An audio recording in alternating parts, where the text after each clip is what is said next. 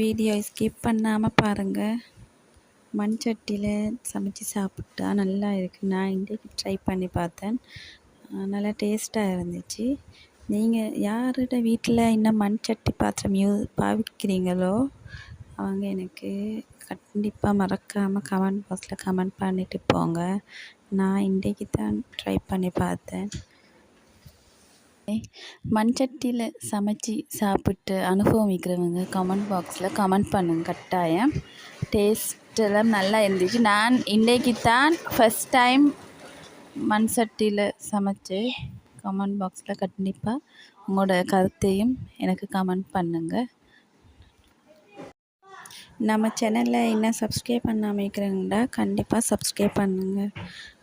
நாங்கள் இன்னும் போடுற வீடியோஸ் உங்களுக்கு வந்து சேரும். இந்த வீடியோ பிடிச்சிருந்தா லைக் பண்ணுங்கள்.